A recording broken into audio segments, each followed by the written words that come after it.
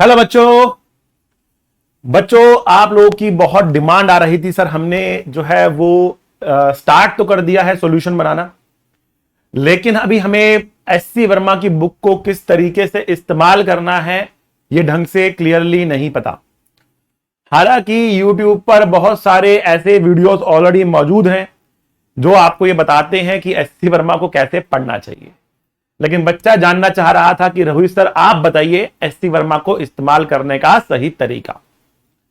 और उसके अलावा बहुत सारे उनके क्वेरीज क्वेश्चंस थे जो मैं आज एड्रेस करने की कोशिश करूंगा, जैसे कि किस ऑर्डर में बुक को पढ़ना चाहिए, इस SC Verma enough is SC Verma enough for JEE mains and advance, क्या ये एडवांस तक के लिए काफी है, should NEET students also do SC Verma, क्या नीट स्टूडेंट्स को भी एससी वर्मा करनी चाहिए, best suggestion I can give to solve SC Verma. तो स्टे ट्यून, लास्ट में मैं आपको बताऊंगा मेरी तरफ से बेस्ट सजेशन क्या है एससी वर्मा को सॉल्व करने का। तो बच्चा लोग, अगर आप इन चारों में से किसी एक प्रश्न का हल जानना चाहते हैं तो इस वीडियो को जरूर देखिएगा, ठीक है। तो स्टार्ट करते हैं आज का वीडियो। सबसे पहले जान लेते हैं बेटा कि इस बुक के अंदर क्या क्या चीजें हैं, ठीक है ना, क्या कंटेंट है इस बुक के अंदर, ठीक है। तो सबसे पहला इसके अंदर आती है theory. What are my views of the theory, मतलब यहां पर मैंने अपने व्यूज लिखे हैं, these are my humble opinions, right. किसी और की ओपिनियन कुछ और भी हो सकती है, मैं किसी की ओपिनियन को गलत या सही नहीं कहूंगा, ठीक है ना। सबकी अपनी अपनी ओपिनियन है, सबकी अपनी ओपिनियन अपनी जगह पर ठीक है, ठीक है ना। आप लोगों की भी बुक को सॉल्व करने के बाद एक ओपिनियन बनेगी, ठीक है। मेरी ओपिनियन क्या है वो मैंने आपके सामने लिखी है। Theory very pure theory, I would say SC Verma is a book which is a kind of book which is written by foreign author but in Indian language, right। एक ऐसी बुक है जैसे मान लो कि एक फॉरेन ऑथर ने लिखी है लेकिन इंडियन लैंग्वेज में लिखी गई है, ठीक है ना।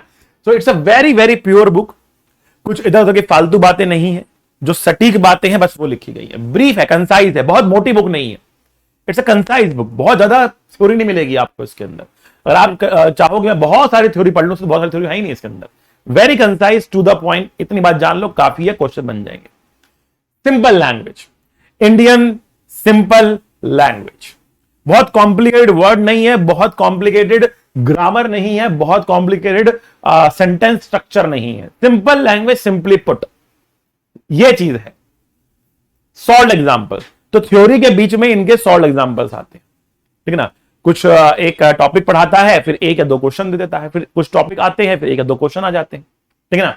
अच्छा, सिंपल है क्वेश्चंस, जो सॉल्व एग्जांपल है सिंपल है, बहुत कम है, मतलब बहुत ज्यादा नहीं है, बहुत कम क्वेश्चंस है, ठीक है ना। वर्कड आउट एग्जांपल्स, तो चैप्टर खत्म होने के बाद इनका आता है worked out example, they are good quality questions. Worked out examples, some of the questions are really good, some are basic but some are really good questions, worked out examples, right? They're really good quality but abrupt, कभी बहुत simple तो कभी बहुत ज्यादा tough, कभी कुछ question तो बहुत ज्यादा टफ आ जाएंगे आपके, ठीक है ना। और आप माथा मारते तो हो ही नहीं रहा क्वेश्चन, क्या करें इसका, ठीक है ना।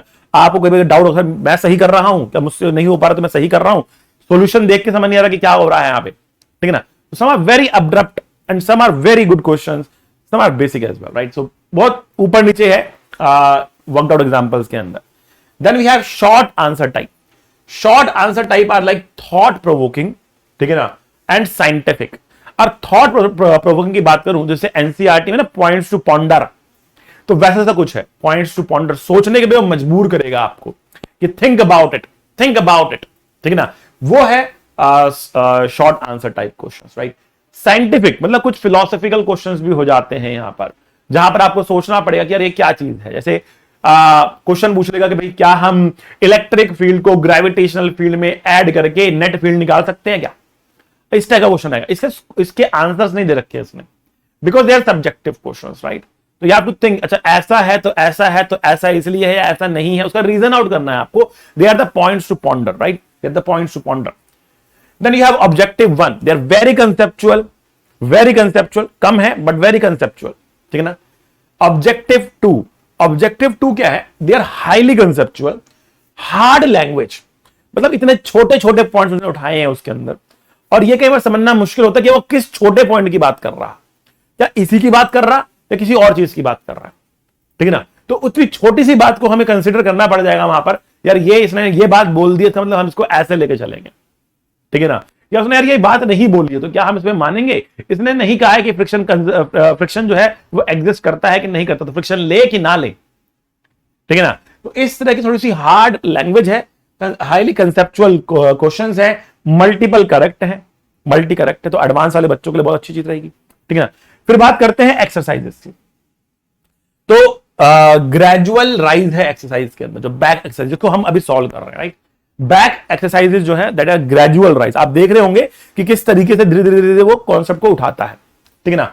गुड कवरेज, मतलब अगर आप जब पूरा चैप्टर खत्म कर लेते हो तो एक अच्छी खासी कवरेज देता है वो, लगभग हर कोने को वो टच करता है कि अच्छा इस टाइप का भी क्वेश्चन आ गया, इस टाइप का भी आ गया, इस टाइप का भी आ गया, इस टाइप का भी आ गया। आईआईटी और एडवांस के अंदर जितनी भी वैरायटी है, I would say 85% is covered in the NCERT, if not 100%, 10-15% शायद कवर नहीं है। कुछ चीजें ऐसी हैं जो हम एक्स्ट्रा बता देते हैं, जिसकी जो एक्सरसाइज के अंदर आपको शायद ना मिले, ठीक है ना, बट वो ज्यादा नहीं है, 10-15% ही होगी, ठीक है ना। बट बाकी सब कुछ आपको एचसीबी के अंदर मिल रहा है। तो 10% का मतलब अगर 30 क्वेश्चन आते तो 3 क्वेश्चन हो सकता है कि ऐसे हो जो एचसी वर्मा की एक्सरसाइजेस से मिलते जुलते ना हो, ठीक है ना। 3 से 4 क्वेश्चन ऐसे हो सकते हैं जो एचसी वर्मा की एक्सरसाइज से मिलते जुलते ना हो, बाकी सारा कंटेंट कॉन्सेप्ट आपको एचसी वर्मा के अंदर मिल जाएगा, ठीक है। तो ये है मेरे जो पॉइंट्स हैं, जो मेरे विचार हैं किसके बारे में, एचसी वर्मा के कंटेंट के बारे में। अब देखते हैं आगे किस ऑर्डर में हमें क्वेश्चन लगाने चाहिए। अब जो ये ऑर्डर मैंने यहां पर लिखा है ना, ये उस बच्चे के लिखा है जो कहीं ना कहीं कोचिंग ले रहा है, चाहे वो ऑनलाइन ले रहा हो, चाहे वो ऑफलाइन ले रहा हो, चाहे वो होम ट्यूशन ले रहा हो, कोई उसको कंपटीशन की थ्योरी पढ़ा रहा है, स्कूल की नहीं, ध्यान रखें, स्कूल की नहीं, नीट के लिए या जेई के लिए कोई उसको थ्योरी पढ़ा रहा है। अगर कोई उसको थ्योरी पढ़ा रहा है, ठीक है ना, तो उसके लिए ऑर्डर क्या है? उसके लिए ऑर्डर है पहले वो एक्सरसाइज करे, सबसे पहले सब कुछ बंद कर दे, एक्सरसाइज करे, ठीक है ना। जो हम कर रहे हैं सबसे पहले एक्सरसाइज करें, उसके बाद शॉर्ट आंसर टाइप। देखो जब आपने थ्योरी किसी से पढ़ ली, ऑलरेडी कोई आपको टीचर पढ़ा रहा है, थ्योरी आपने किसी से पढ़ ली, ठीक है ना। थ्योरी पढ़ने के बाद बात समझना, अगला काम आता है कि आप क्वेश्चंस लगाएं। तो क्वेश्चंस कहां से लगाने हैं आपको? इसकी एक्सरसाइज से। सबसे पहले इसकी एक्सरसाइज पकड़ो, उठा लो, स्टार्टिंग से लगाने हैं और सारे लगाने, ठीक है ना। कोई कहेगा भैया बीच में से छोड़ दो, मत करो, एंड वाले कर लो, बीच वाले कर लो, साइड वाले कर लो, नहीं, सारे करने हैं, ए टू जेड, सारे ए टू जेड, पहले क्वेश्चन से लेकर आखिरी क्वेश्चन तक। बहुत ज्यादा क्वेश्चन नहीं है, एक चैप्टर में देखो तो 60, 70, 80, 90 क्वेश्चन होंगे बस, ठीक है ना। चैप्टर की कितना बड़ा चैप्टर उसके ऊपर डिपेंड करता है, 60, 70, 80 क्वेश्चन होंगे। तो स्टार्टिंग से लेकर एंड तक सारे क्वेश्चन बना डालो, ठीक है ना, बैठो बनाओ, उससे बेटा आपकी एबिलिटी ऑफ सॉल्विंग इंक्रीज होगी। और स्टार्टिंग में simple simple simple simple questions आएंगे तो आपको मन भी लगेगा, आपका इंटरेस्ट भी डेवलप हो जाएगा उस चैप्टर के अंदर, आपका कॉन्फिडेंस भी आएगा। डायरेक्टली डिफिकल्ट पे आओगे, नहीं बनेगा, डिमोटिवेट हो जाओगे, ठीक है ना। साइंटिफिकली बनाया गया है उसको, ग्रेजुअल राइज दिया गया है उसको, तो आप भी उस कर्व के ऊपर चलो, आप भी उस कर्व पे चलो, ठीक है ना। देन शॉर्ट आंसर टाइप, बेटा ये मैंने कहा कि पॉइंट्स टू पॉन्डर है। अब इसको आपको पढ़ना है, इसे करने का तरीका क्या? आप इसको पढ़ो, सोचो, आगे बढ़ जाओ। इसके आंसर दिन रख के कि आप चेक करो कि आपके आंसर सही है, गलत है, क्या नहीं, लेकिन एक ना आपको स्टिमुलस देगा, ये एक आपके दिमाग को एक स्टिमुलस देगा, अच्छा ये भी हो सकता है क्या, अरे तो मैंने सोचा ही नहीं, चलो इसके बारे में सोचते हैं, ठीक है ना। आपको एक सोचने का नजरिया देगा ये, ठीक है ना। तो एक्सरसाइज करो जिससे आपके कॉन्सेप्ट बिल्ड हो जाएंगे। उसके बाद मेरे को पूरी उम्मीद है कि शॉर्ट आंसर टाइप में से मैक्सिमम क्वेश्चन आप बना ले जाओगे पहले अटेम्प्ट में, बट कुछ क्वेश्चन आपके साथ रह जाएंगे, कुछ क्वेश्चन आपके साथ रह जाएंगे जो आप कंटिन्यूसली सोचते रहोगे, जिसके बारे में विचार करते रहोगे, ठीक है ना। आपके दिमाग को एक स्टिमुलस मिलेगा, डिस्कशन करने के लिए पॉइंट्स मिलेंगे आपको, ठीक है ना। उसके बाद आप ऑब्जेक्टिव 1 लगाओगे, उसके बाद आप ऑब्जेक्टिव 1 लगाओगे।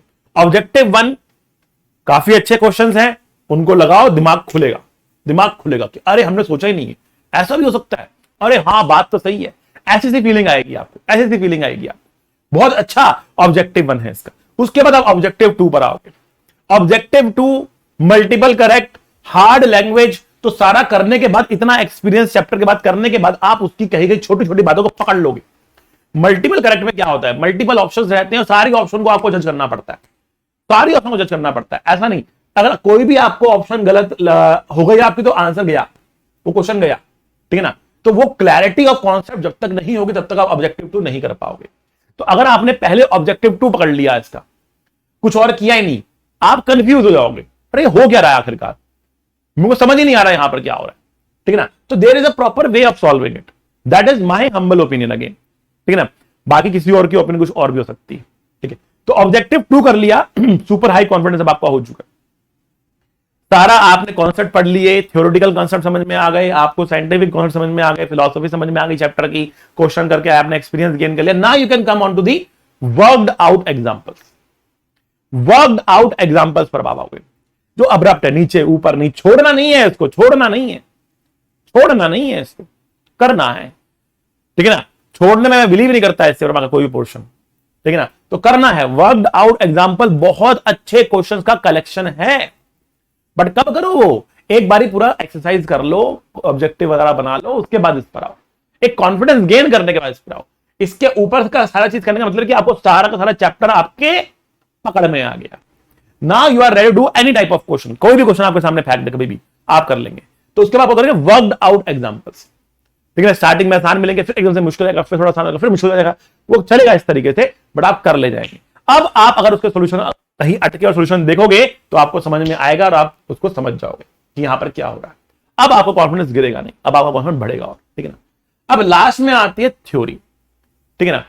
तो थ्योरी पर तो मैं समय ज्यादा वेस्ट करने के लिए कभी एडवाइज ही नहीं करता हूं। आप theory is very very important, but theory पढ़ने के लिए सबसे अच्छा तरीका है आप किसी से पढ़ें, ठीक है ना। जैसे पेस बैच में मैंने पूरा 11th पढ़ा दिया था, या फिर आप अलग सर ने पूरा पढ़ा रखा है 11th एंड 12th, ठीक है ना। और बहुत सारे जो है आपको मिल जाएंगे वीडियोस ऑन ईच टॉपिक, जो भी आप पढ़ना चाहते हैं। तो नहीं तो आप किसी कोचिंग में है, कहीं पर भी आप, ठीक है ना। अगर आप पढ़ रहे हैं थ्योरी किसी से, तो आपको थ्योरी ज्यादा अच्छे से समझ में आएगी।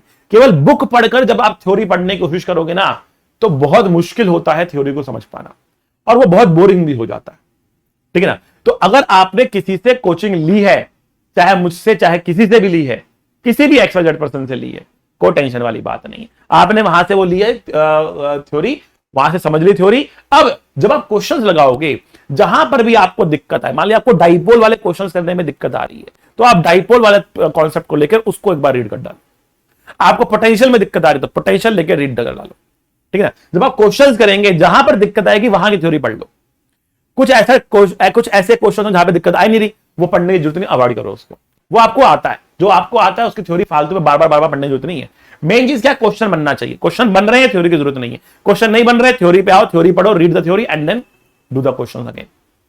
आई बात समझ में। तो जहां इसे कहते हैं SOS, जहां रिक्वायरमेंट है वहां पर यूज करो। तो थ्योरी विल बी SOS, जहां पर जरूरी है वहां पर करनी है। क्लियर हुई बात आप लोगों को? बहुत सही। अब आगे बढ़ते हैं। अगला question, is HCV enough for JEE mains and advance? क्या JEE मेंस और एडवांस के लिए इनफ है? तो बेटा जो ये वर्ड इनफ यहां पे लिखा गया है ना, ये बहुत ही सब्जेक्टिव है। Enough word is subjective. क्या हम ये कह रहे हैं कि जस्ट रैंक निकालने के लिए काफी, या हम ये कह रहे हैं कि मतलब क्या नाम है, रैंक 1 निकालना है हमको तब काफी, ठीक है ना। तो ये बहुत सब्जेक्टिव वर्ड है, ठीक है। एंड अगर ईमानदारी से करा जाए, अगर इस बुक को पूरा ईमानदारी से आपने सॉल्व किया है खुद से, आपको सारे क्वेश्चंस आते हैं उसके, कोई भी पूछ लो, आपको सारे क्वेश्चंस आते हैं इसके, ऑब्जेक्टिव 1 के, ऑब्जेक्टिव 2 के, एक्सरसाइज के वगैरह, सारे क्वेश्चंस आपको आते हैं। कोई भी आपसे क्वेश्चन पूछ ले, आपको आता है। अगर ये इस कंडीशन में आप आ चुके हो, तो आपका JEE मेंस 100% क्लियर हो जाएगा, JEE एडवांस 100% क्लियर हो जाएगा। लेकिन रैंक निकलना कि आपका टॉप 10 में, टॉप 100 में आ जाए, तो अभी उसके लिए काफी नहीं, ठीक है ना। इस बुक के साथ एक सबसे बड़ी प्रॉब्लम है, वो ये है कि इसमें ऑब्जेक्टिव क्वेश्चंस नहीं है। स्पीड से आप नहीं कर पाओगे, स्पीड से आप नहीं कर पाओगे, तो आपको स्पीड भी बिल्ड करनी होती है, आपको स्पीड भी बिल्ड करनी, ठीक है ना। तो इस बुक के बाद अगर आपको रैंक निकालना है, अच्छा रैंक निकालना है, तो कुछ पॉइंटर्स मेरे आपके लिए हैं। पहला, कम से कम जब आप एग्जाम देने जाओ उससे पहले कम से कम आपको मॉक टेस्ट देने हैं।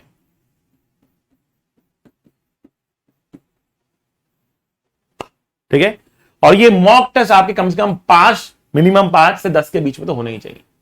5 से 10 मॉक टेस्ट देकर जाने आप, उससे आपकी स्पीड बढ़ेगी, एक्यूरेसी बढ़ेगी और कॉन्फिडेंस लेवल बढ़ेगा। ठीक है, ऑलराइट। ठीक है, दूसरी बात, एससी वर्मा के साथ साथ आपको PYQ जरूर करने हैं, ये आप स्किप नहीं कर सकते। एससी वर्मा के साथ साथ आपको PYQ जरूर एंड जरूर एंड जरूर करने हैं। अगर ये दो चीजें आपने कर ली तो बेटा ये आपकी स्पीड एंड एक्यूरेसी इंक्रीज कर देगा एग्जाम से जस्ट पहले। एग्जाम से जस्ट पहले करने हैं इसको, ठीक है ना, एग्जाम से जस्ट पहले आपके स्पीड एक्यूरेसी इंक्रीज कर देगा। और फिर अगर आपने PYQ कर लिया, सोने पे सुहागा। PYQ आप जब प्रिपरेशन कर रहे हैं साथ के साथ, चैप्टर किया उसका PYQ किया, चैप्टर किया उसका PYQ किया, चैप्टर किया उसका PYQ किया, चैप्टर किया उसका PYQ किया, PYQ आप साथ करते चलेंगे। और लास्ट में अगर आपने एक मॉक टेस्ट कर लिया, 5-10 मॉक टेस्ट भी दे दिए ना, तो आपकी स्पीड एक्यूरेसी बढ़ जाएगी, कॉन्फिडेंस के साथ आप एग्जाम के अंदर जाओगे। रिग्रेस होने चाहिए आपके, ठीक है ना। 5 थोड़े से कम हो जाते हैं, 10 should be a good number, 10 should be a good number. 10 test आपने दे दिए, गुड नंबर। एनालिसिस करना है उन टेस्ट का, सारी बातें मैं एक वीडियो में नहीं कर सकता हूं, बट मैंने कहा कि क्या ये इनफ है, तो जेई मेंस जेई एडवांस दोनों के लिए बेटा कंसेप्चुअली काफी है। 85% of whatever is going to come in the examination will be from the SC Verma only. सारा कॉन्सेप्ट यहां पर कवर है, कॉन्सेप्ट सीख जाओगे, क्वेश्चन की प्रैक्टिस करनी पड़ेगी। PYQ लगा डाला तो उस जैसे क्वेश्चन आपने बना दिए, मॉक टेस्ट कर लिए तो आपका स्पीड एक्यूरेसी बढ़ गई, आप एडवांस को भी फोड़ दोगे, आप जेई मेंस को भी फोड़ दोगे। सर क्या रैंक 1 आ जाएगा? अगर आप उस काबिल हो तो आ जाएगा बेटा। रैंक 1 के लिए केवल और केवल इतना कर लेना काफी नहीं होता, रैंक 1 के लिए और बहुत सारी चीजें होती हैं। रैंक 1 की खूबियों के ऊपर मैं और एक वीडियो बना दूंगा आप लोगों के लिए आगे समय के साथ, ठीक है ना, कि रैंक 1 में क्या खूबियां होती है, रैंक 1 में क्या खूबियां होती है, ठीक है ना। तो वो सारी बातें हम करेंगे आगे जैसे हम बढ़ेंगे, ठीक है। अभी हम आगे बढ़ते हैं और बात करते हैं हम अगले क्वेश्चन के बारे में। क्या नीट के बच्चों को भी एससी वर्मा सॉल्व करनी चाहिए, ठीक है ना। तो देखो बच्चों, एससी वर्मा से आप फिजिक्स सीखोगे, नीट की है, एडवांस की है, मेंस की है, उससे मतलब नहीं है, ठीक है ना। हां, कुछ क्वेश्चंस यहां पे काफी टफ हो सकते हैं, कुछ क्वेश्चंस यहां पर काफी टफ हो सकते हैं नीट के बच्चों के लिए, ठीक है ना। तो नीट में जो बच्चा अभी फिजिक्स में बहुत वीक है उसको नहीं करनी चाहिए। Very honest opinion, very honest opinion. भले ही मैं यहां पर अपने चैनल के ऊपर आप लोगों को एससी वर्मा की सॉल्यूशन दे रहा हूं, बट मैं बहुत साफ साफ बोल रहा हूं, अगर आप नीट के स्टूडेंट्स हैं और आपकी फिजिक्स अभी बहुत ज्यादा कमजोर है तो SC Verma is not for you, SC Verma is not for you, ठीक है ना। हां, करना चाहते हो एससी वर्मा तो आप क्या कर सकते हो, आप स्टार्टिंग के 20-25 क्वेश्चंस बना सकते हो, पर जैसे जैसे क्वेश्चन आप एंड की तरफ बढ़ते हो, लास्ट के 10-15 क्वेश्चन जब आप आते हो, they are very very tough, they are very tough. What you can do is, without solving further questions, you can simply watch my videos, ठीक है ना, कि सर ने क्या किया है, टू लर्न द कंसेप्ट। वैसा क्वेश्चन नीट के एग्जाम में आएगा नहीं, इतना लंबा क्वेश्चन नहीं आता नीट के एग्जाम में, इतना लंबा क्वेश्चन नीट के एग्जाम में नहीं। हाँ, what you should do is objective 1, objective 1 will clear your conceptual doubts, objective 1 will clear your conceptual doubts. तो पहले 25-30 क्वेश्चन आप लगाओ बुक के, उसमें भी जहां पर बहुत खतरनाक इंटीग्रेशन आपको दिख रही होगी वो छोड़ सकते हो आप, डिफरेंशिएशन तो कर लेना, जहां पर आपको खतरनाक इंटीग्रेशन वो किसी क्वेश्चन में लेके जा रहा है तो वो छोड़ सकते हो आप, ठीक है, वो छोड़ सकते हो आप, ठीक है। इसके अलावा आप ऑब्जेक्टिव 1 कर सकते हो जो काफी कंसेप्चुअल क्लियर करेगा, आपका कंसेप्चुअल क्लैरिटी देगा, और PYQ कर सकते हो आप। लेकिन अगर आप नीट के अंदर रैंक देख रहे हो, अगर आप ये देख रहे हो सर मुझे रैंक टॉप 100 चाहिए, टॉप 200 चाहिए, टॉप 300 चाहिए, ठीक है ना, then SC Verma is for. जो टॉप 200-300 के बच्चे होते हैं ना नीट के अंदर भी, ठीक है ना, उनका फिजिक्स इस लेवल का होना चाहिए कि वो एससी वर्मा को फोड़ सके, 100% नहीं तो 80% तो फोड़ सके। वही लास्ट के 10-12 क्वेश्चन छोड़ के बाकी सारे क्वेश्चन तो उन बच्चों को बनने चाहिए, बाकी सारे क्वेश्चन उन बच्चों से बनने चाहिए, ठीक है ना। तो if your M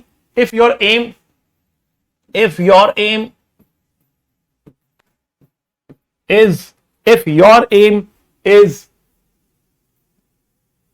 top, I would say 300, then पहले 300 बच्चों में बनाना चाहते हो, then SC Verma is for you, then SC Verma is for you, तो आप करेंगे, ठीक है। Again this is my humble opinion, मैं गलत, बहुत लोगों की नजर में मैं गलत भी हो सकता हूं कि नहीं सर 300 बच्चा तो नहीं, टॉप 20 के लिए तो समझ में आता है, 300 आपने ज्यादा कह दिया, ठीक है ना।